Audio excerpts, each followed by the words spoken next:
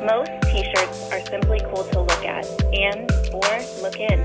Well, so are ours, but ours also aim to send a message. They aim to put a name on obstacles that once stood in your way and aren't there anymore. Struggles that you turned into successes and crushed. You made it look easy. Shop at mile.today. Mile.today. www.mile.today. A GNS collection.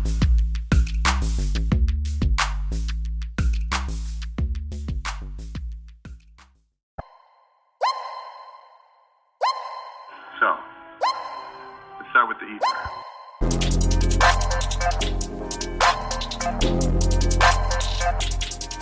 You're listening to the E.I.T.H.R podcast with D-Cal.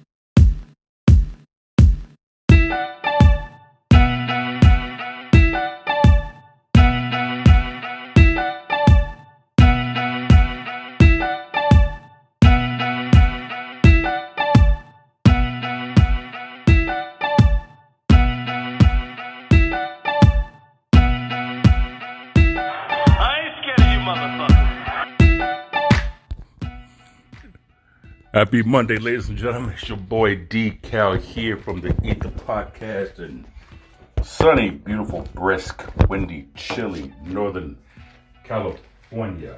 Here we are going to be discussing a few different topics.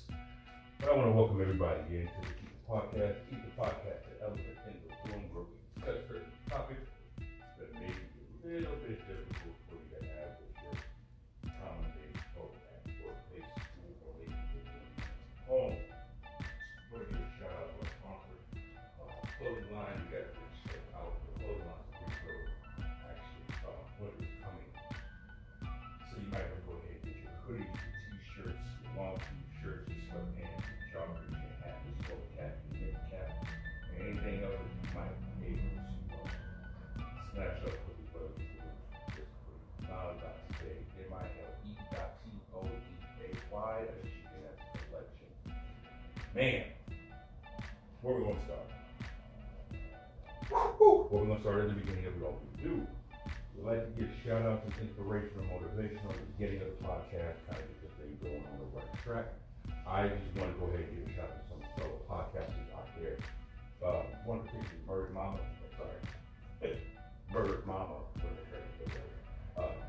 Her podcast is several different murders and crime that has happened that may or may not have been as originally thought to be. You can follow her on social media, on the Instagram actually. Let me go ahead and get her handle right quick so you guys can follow appropriately. You can find her on Twitter. It is Murdered Mama at MURDERED _ MOMMA. And her Instagram is going to be the same exact thing. MURDERED _ MOMMA. And just kind of give you a little brief description. AB takes on true crime cases in story form, taking a deep dive into every case, discussing unthinkable acts, rated PG. So she got quite a few episodes. We're going to try to get her on the podcast soon in the very near future. I also want to go ahead and give a shout out to another podcaster that I've grown to be a fan of, and it's Mr. JNOSO. He is a partner of Next on Stage 1. You can follow him also on Twitter. His handle is Mr. JNOSO. And then their partnership is like I said, next on stage one, him and Pixie, good people. Pixie does a every Wednesday on Twitter, like this gathering on how to market and how to grow followers and grow business and think outside the box. So a lot of everything that they got going on over there is something that I've tried to implement over the years. So for me, it kind of feels good to see individuals think outside the box as well. So sometimes when you have a good idea, but everyone's not for it, everyone's against it, no one really sees it, it can be extremely discouraging. So it's very reassuring, in my opinion, to have an idea and come across these folks who think like you do. It might not be the exact same thing you do, but it's in the same path as you are. It kind of lets you know that you're actually on the right track. And quite frankly, man, I've always learned T.I.H.R, one of the rappers of years ago, once said that everyone sees your vision.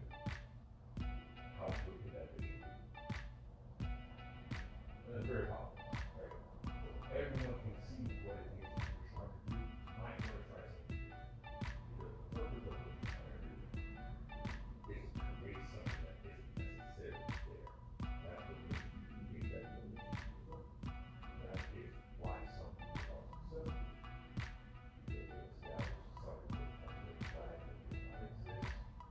And now, all of a sudden, it's Comcast and NFL things that like run an offense or run a defense or run a certain type of system that no one else has done or no one has seen on very, very long time. It's very unfamiliar. And it means success. So very next year, what happens? You start seeing people run the same exact type of offense, the same exact type of defense, start drafting the same exact way. Prime example of recency bias, Golden State Warriors. Right? Steph Curry, Klay Thompson, Splash Brothers. They changed the game to where the three-point ball is exactly what the NBA is now. These snipers, these long-range shooters, change the game from inside basketball offense to a perimeter offense. Allen Iverson changed the game. He brought the street look, the thug, the braids, the tattoos, the unapologetically him to the NBA, which is exactly what the league did not want. Shown he did that. Now you start seeing a lot of NBA players with braids, cornrows, dreadlocks. Overwhelmingly amount of players with tattoos. If anyone's old enough to remember Birdman for the Denver Nuggets, prime example. Birdman was a mohawk wearing version of Allen Iverson. So he brought expression. So sometimes the most unpopular can eventually be the game changer that you need to do. So I just want to give a shout out to those people, because I feel in my heart of hearts, those folks are kind of doing something different. And it doesn't necessarily mean that it's wrong. They're just doing something that isn't being done everywhere else. And that's kind of how you plant your flag. Now, for inspirational, motivational, my A1, she posted this on her Facebook earlier today. So I'm going to go ahead and share it. It's a meme and it says, being negative only makes a journey more difficult. You may have been given a cactus, but you don't have to sit on it. And that's by Joyce Meyer. That is so damn powerful to me, because everybody has bad situations. Not everyone is dealt a great hand at the table. But you have to learn how to play your hand and take the house, right? There's certain things that are just dealt against you. And a lot of people use these difficulties as excuses of why they cannot advance. You have to try. No, fuck that. You have to make it work for you. That's why it's called a game. There are winners and there are losers. But you only lose when you give up. You only lose when you stop trying. So all because somebody has an easier path does not mean your path is not worth it. It just means that you are the one who has to set the tone and the example and be the one to mash through it. So there's plenty of people out there, man, who, they want their race, their color, their gender, their disability, their location. Some things are going to be more difficult. And the game is not set up for everybody to be able to achieve it. But that's your cactus. That is your cactus. You don't have to sit on that motherfucker. You can find someplace else to put your ass and be able to make it work. You have to figure it out, right? What works for me may not work for you, and vice versa, right? So you're gonna have to try to just wait for that dealer to give you that one car so you can hit or you can hold and you will finally take the house. So just remember that, y'all. Just remember that, man. Life ain't fair. But then the people who have it easier, they need it easier. Because they may not be as strong as you are to overcome the obstacles that you were given. So it's your time to shine.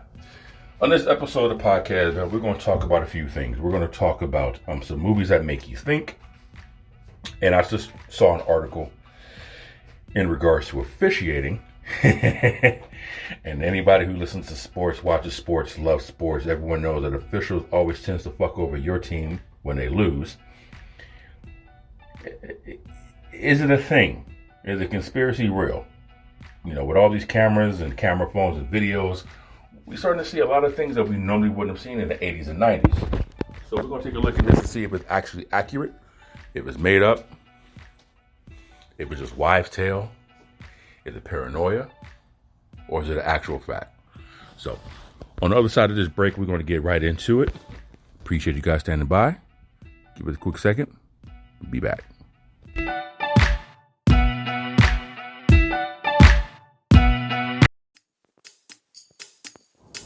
Hi, this is Clarissa with Sipology, and we have a large selection of loose leaf tea, teaware, and various other products.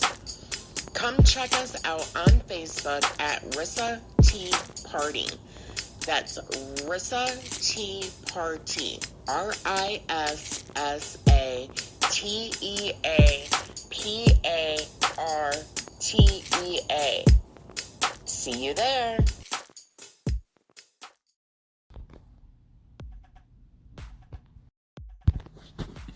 All right. So reading this article, I'm going to read it in part. This is from CBS NFL, and it reads, two NFL officials have found themselves in hot water due to their actions following the Carolina Panthers' 21-3 victory over the Tampa Bay Buccaneers in Week 7 on Sunday, which happened to be October 23rd. According to NFL media, the league is reviewing an incident involving side judge Jeff Lambert and line judge Trip Sutter.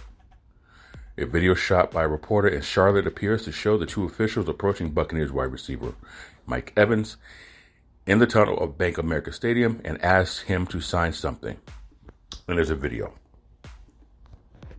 Now listen, referees are humans too.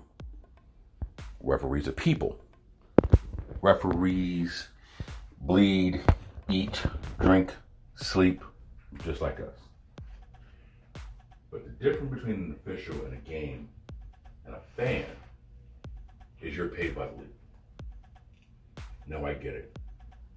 One of the greatest jobs to ever have is to be involved in the world that you want to be enthralled in. I get that. I'm a fan. So I would love to have a job to where I was somewhere in the mix of NFL, NBA. But depending on your position, the optics can just not be worth the thrill, right? The officials hold a very important position because they're the gatekeepers, they're the regulators. For lack of better terms, they're like the law enforcers of the sport. They have to be neutral. They can't take favoritism. They just can't. Now, as a Raider fan, the league hates us, right? And I'm sure there's people out there like, oh, I should get it done. But it's been proven over the years that the late great Mr. Davis, the Godfather, passed away. A lot of stuff has happened towards the Raiders. Mr. Davis has won several lawsuits against the league and brought numerous lawsuits against the league in his tenure on his earth. His prized possession, the Raiders, is a crown jewel of the NFL. Yes, as a homer, I'm going to say something like that. But it's also true. What other team has had the influence over music, media, and anything else? Fashion? How many teams do you know whose colors have been changed to black and gray, to black and charcoal, to black and silver? I have seen other teams with black and gray color schemes that have no black or gray in their color schemes. Right? The Los Angeles Kings were purple and gold at one time, very similar to the Laker colors. They changed their colors to silver and black. Why? You guessed it, because of the fashion influence of the Raiders. I just had to put that out there. But again, as a Raider fan, we always will sit back and say that the league has something against us and that the league is always out to do something to us. There's been times where officials have used index cards to determine first downs, or a official has looked at a player and simply given them a penalty because they reacted a certain way or didn't react a certain way. It happens. But when you are in the professional level, collegiate level, when you are receiving a paycheck from an organization to officiate, you should not have any personal interest or any bias into this. Now, it's an autograph.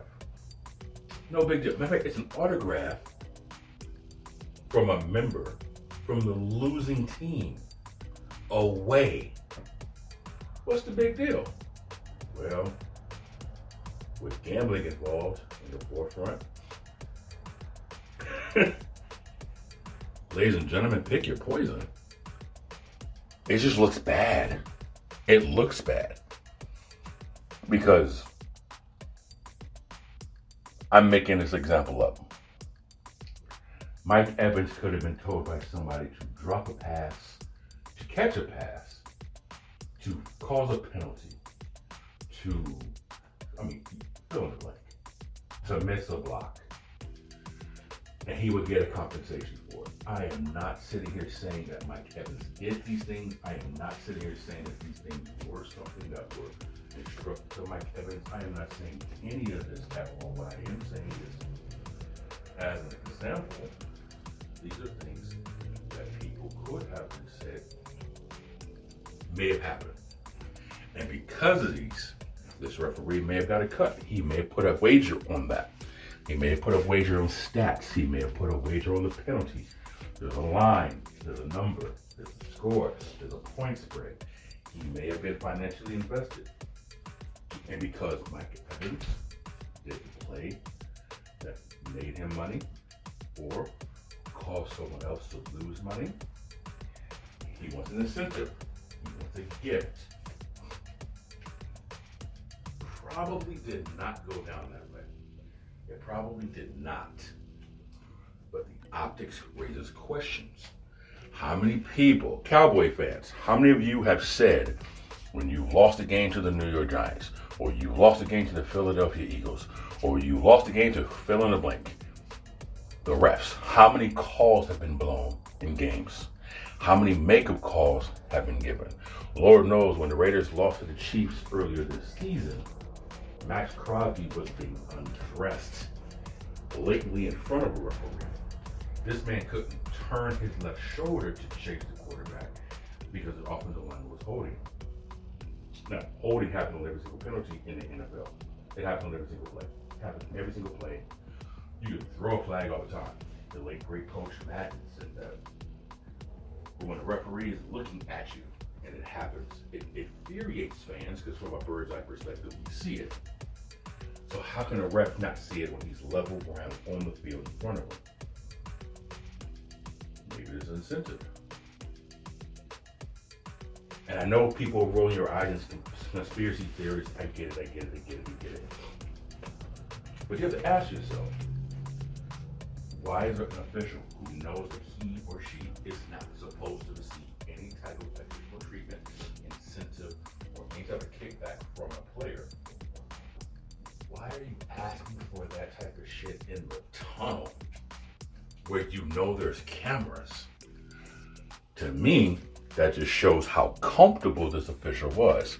And if the official was this comfortable with doing it, that also tells me that this has happened before. And he felt this is a good distance to do it now. This is a great distance. It's not on the field. It's in the tunnel. We're fine. He's either was said, go here to do this, or again, this is something that happened on a regular basis. It's not a good look at all. So I'll tell you right now that if anyone else was to get a citation or to get a ticket,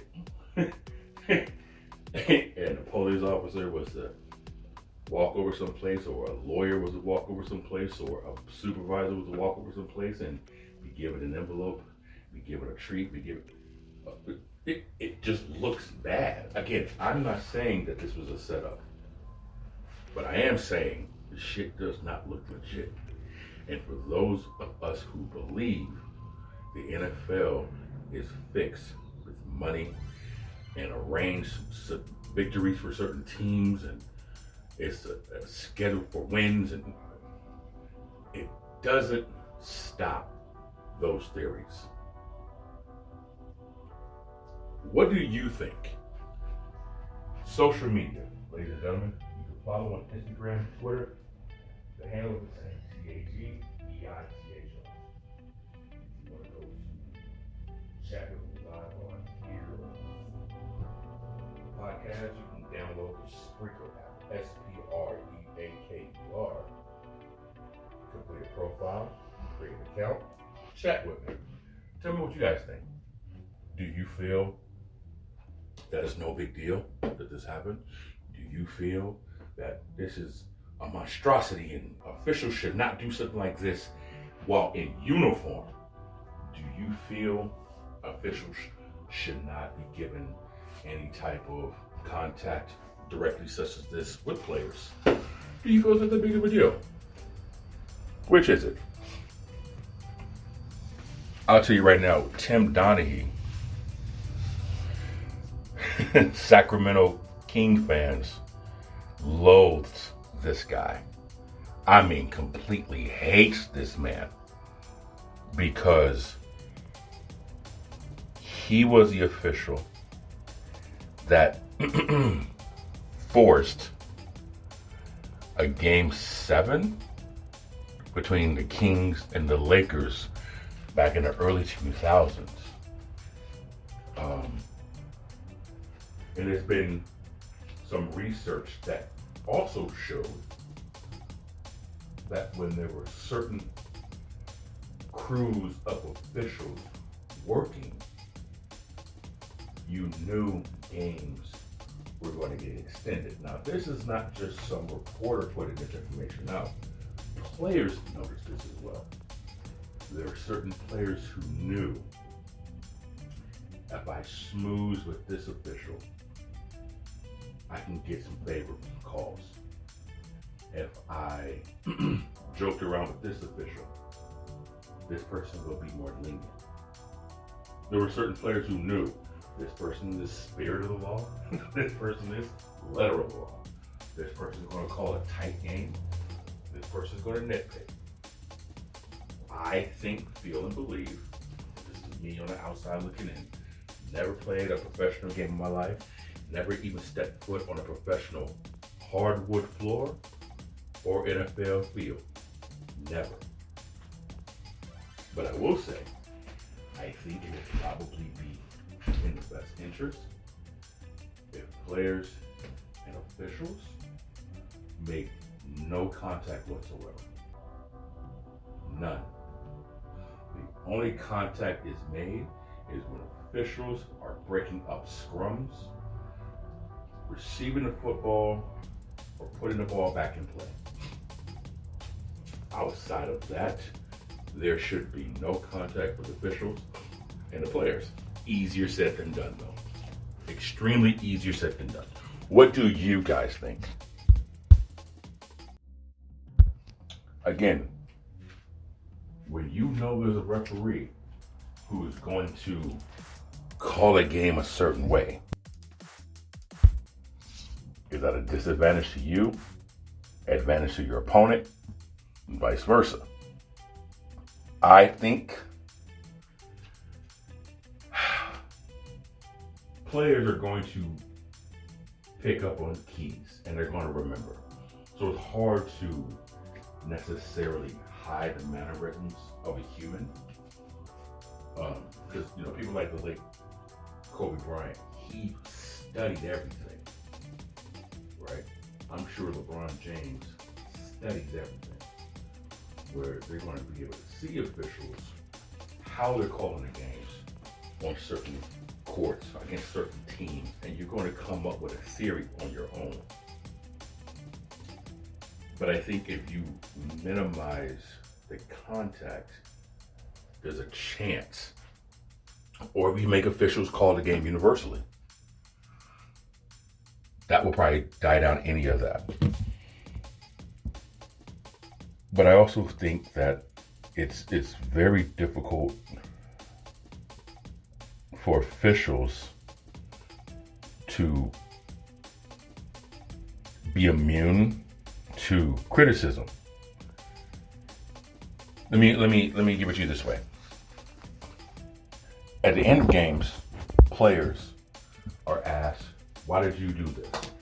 Why did you do that? Why didn't you do this? Why didn't you do that? I think officials should also go to a podium in a separate room in an undisclosed area. Certain media members are allowed in there with officials. Because let's face it, officials, listen, if you got $50,000 on a game and a ref blows a call, you're going to be mad.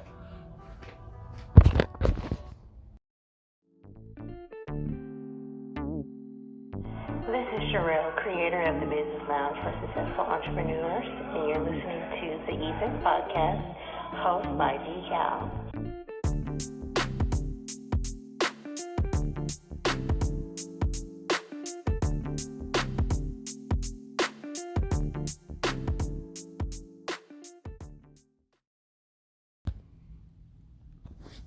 If you had 50 grand in a game and a play got thrown, you're going to be pissed off a little bit. But I get that. So if certain peoples with certain authority loses money on a bad call or a call that should have been manipulated and wasn't manipulated, I get how that can be frustrating to a ton of people. So these officials should go in a separate room where certain media members would have access, and questions should be asked to the official. Why did you make that call? How did you miss that call? Why was this penalty overlooked? Why did you do this at this time? Because as fans, we want to know, how did you miss this call on this guy being held? How did you miss this intentional grounding? Again, talk about American football. How did you miss this foul? Talk about American basketball, right? How did you miss this? Like when in boxing, when that guy was hit below the belt, why did you not stop the fight and give a warning? Why did you let the fight go on? Make officials more accountable for their calls, I think, by putting them on the spot. But then again, there's so much money when it comes to the gambling world. You you might not want your mole getting attention. But that's me. I think officials should be put on the spot because there's certain things that players are only able to control. Outside of that, it's no longer up to their power. Now, getting to the next topic. Movies. I'm a movie buff. I haven't been as much as I've been like in the past 7-8 years like I used to be. But I love movies. Me and my brother we would have a conversation using strictly movie quotes. And if you didn't know the movie or the movies we're pulling quotes from, you would not know who or what we're talking about. You did not know the temperature of the room, right? But there are certain movies that make you think. At least my brain.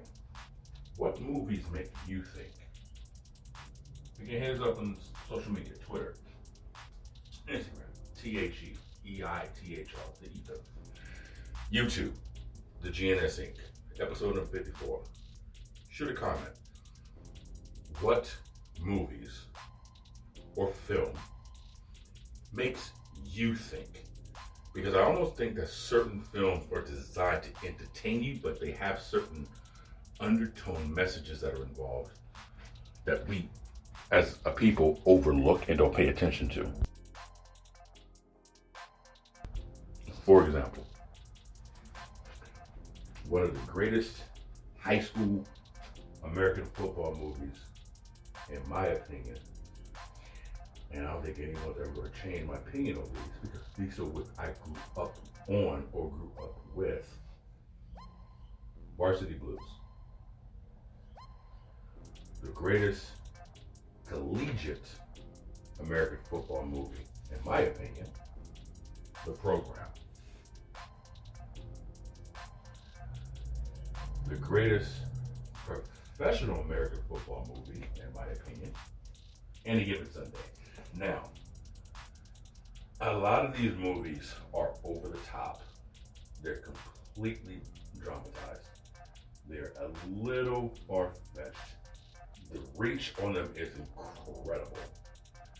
But I think a lot of these moments are dramatized. They kind of I don't want to say exaggerated, but maybe embellished a little bit.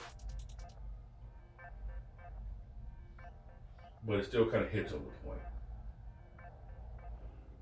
Varsity Blues, in my opinion, kind of gives you the insights on small town in the South. When you are a top prospect in a small town that gets notoriety and attention, you get perks, right? Now, football in America is the number one sport.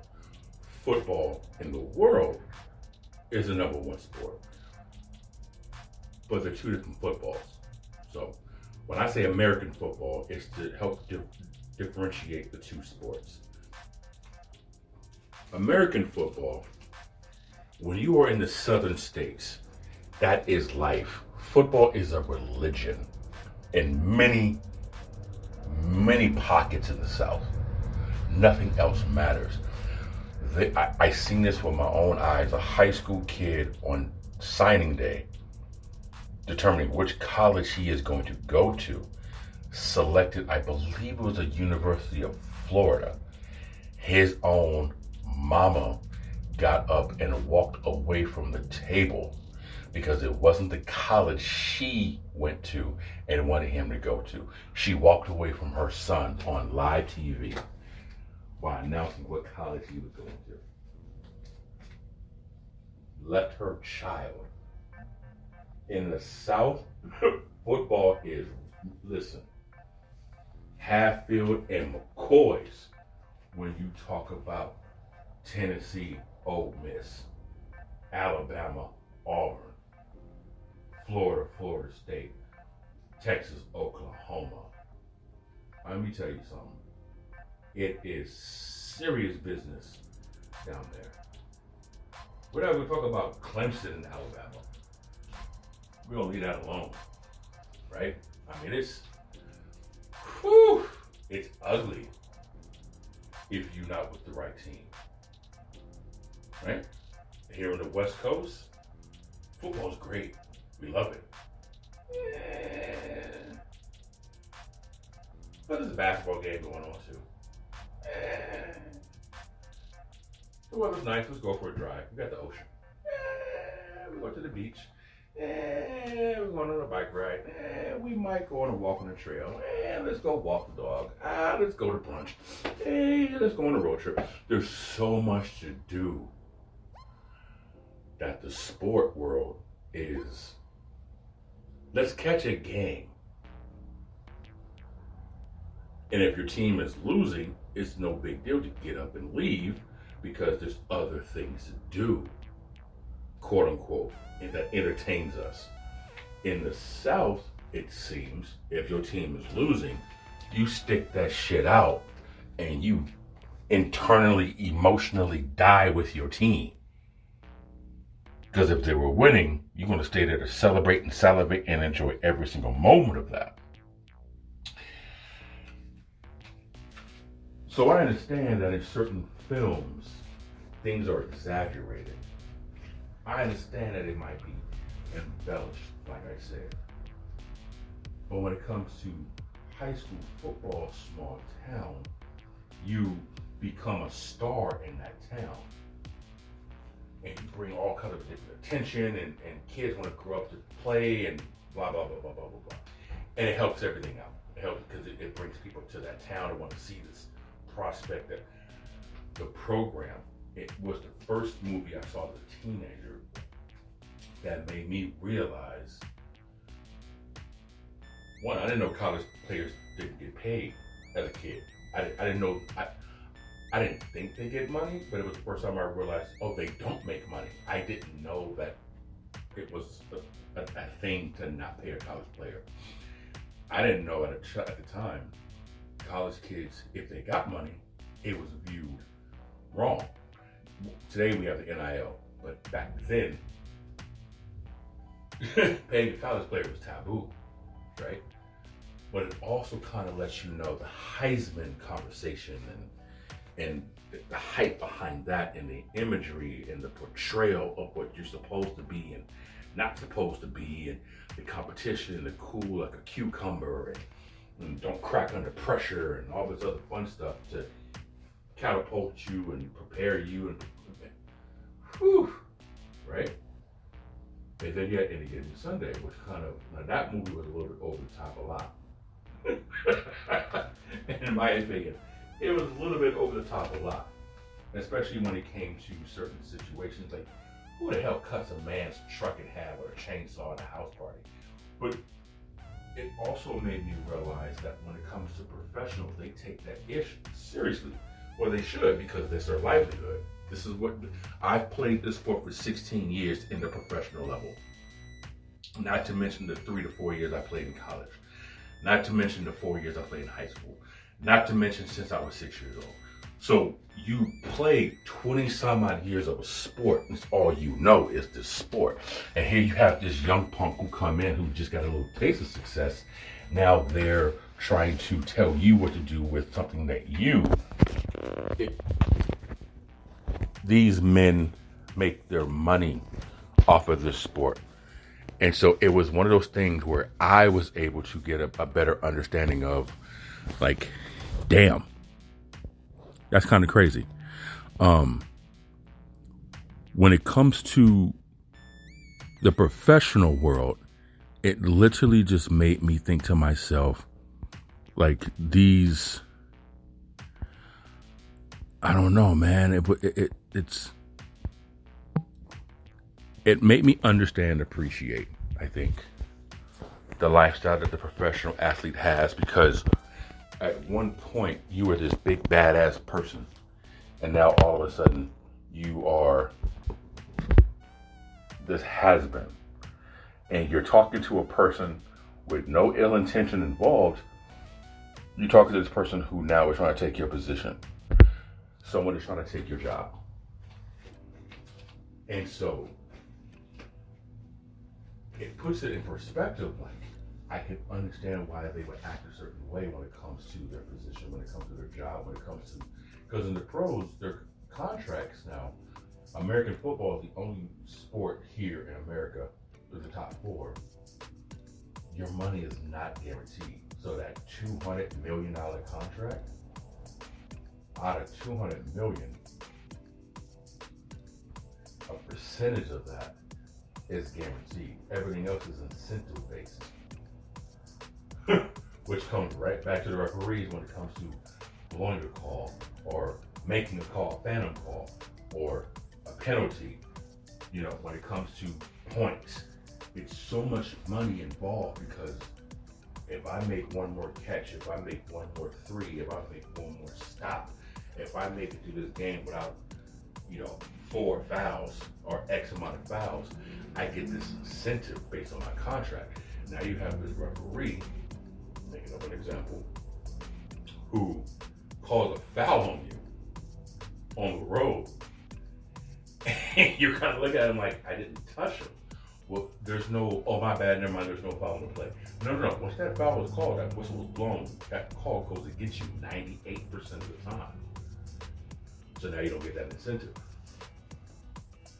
So instead of you getting that $400,000 bonus, this official gets X amount of dollars as a hey, attaboy, good looking out, appreciate you, see you next time, right? But there's so much involved. And so these 3 movies in particular made me realize, made me think, when it comes to sports, damn, there's a lot involved with this. There's a lot of politics involved in sports, right? Now, you can still love the sport,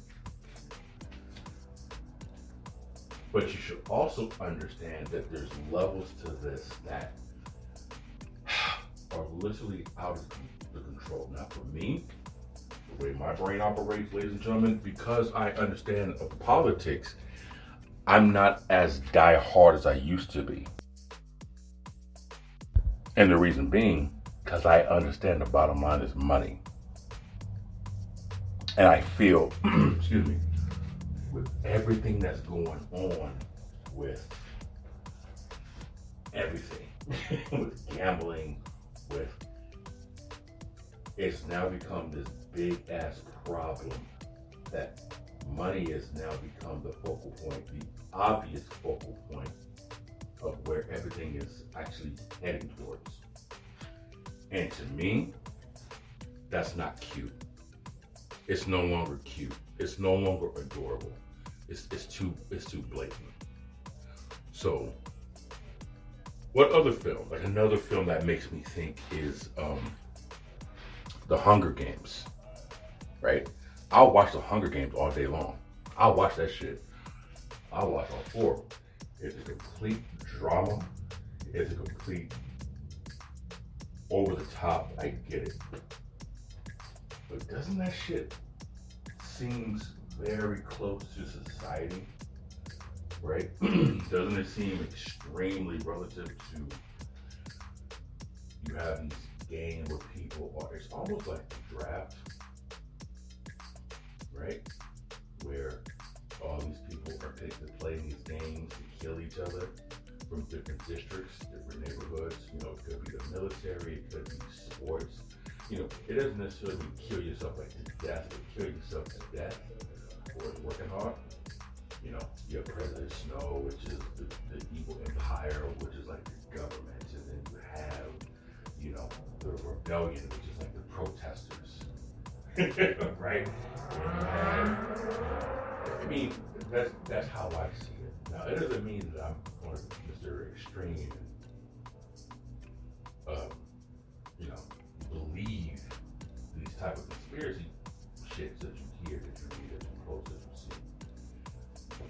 But it does make me think and make me wonder. A lot of these films are kind of teach us lessons. Like another one is The Matrix, right? The world we live in versus the reality, right? And if people realize this shit about movies, that they're giving messages and why do none of us heed it? Why don't any of us pay attention to it? Why don't we do more about it? And I've always said to myself, more people rather be educated than entertained. We'd rather be entertained than educated, right? Because ignorance is bliss. Simple as that. Ladies and gentlemen, thank you much for your time. It's the E.I.T.H.R podcast. We're going to be back. Follow us on the social media. The E.I.T.H.R, T-H-E, E-I.T.H.R on Instagram, on Twitter. Make sure you follow us on YouTube, the GNS Inc. And we'll be back next week. Love y'all. Be good. Sit yo stankin' ass down and tune into the E.I.T.H.R podcast. My daddy D. Cal is talking. Bitch.